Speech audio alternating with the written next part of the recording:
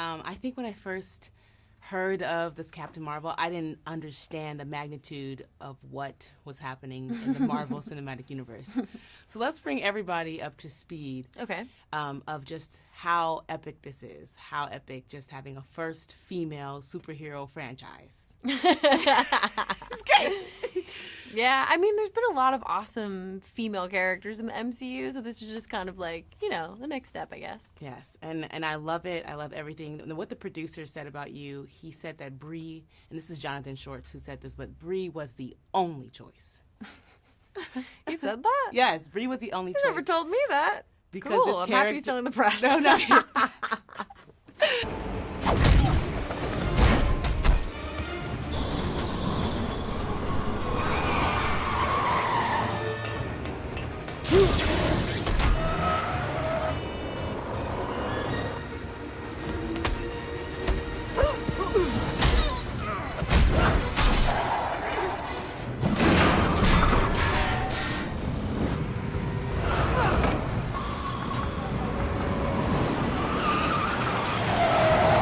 Train's heading for a tunnel up ahead. Let's greet them at the station.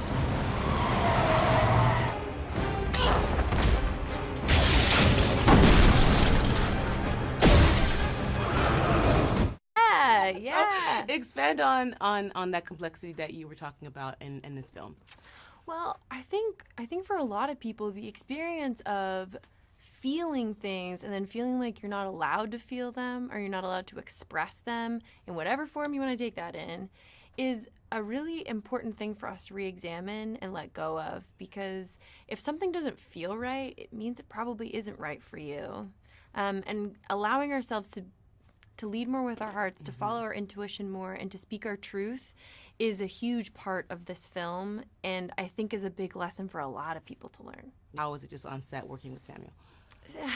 I just want to do everything with him. He's just one of my favorite people on the planet, and not just an incredible actor and scene partner and just crazy professional and a legend, but he's also just an amazing person and a great teammate. When you go on a movie like this, there's long hours, you're in a lot of weird situations, and it's really important to have like your partner in crime be somebody that you can like go through everything with. And now I get to go on this is our second international press tour together, so we're travel buddies now too, So he's just the best, and if I could do everything with him, I would. Of course. Oh, you want to get personal. Where were you born? Huntsville, Alabama, but technically I don't remember that part. Name of your first pet. Mr. Snoofers. Mr. Snoofers. That's what I said. Did I pass? Not yet. First job? Soldier, straight out of high school. Left the ranks of full bird colonel. Then? Spy. Where? It was the Cold War. We were everywhere.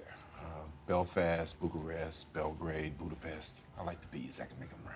Now? Been riding the desk for the past 6 years, trying to figure out where our future enemies are coming from. Never occurred to me they would be coming from above. Name a detail so bizarre a scroll could never fabricate it.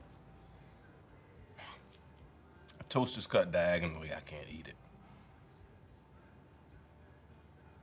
You didn't need that, did you? No, I didn't, but I enjoyed it. Okay, your turn. Prove you're not a scroll.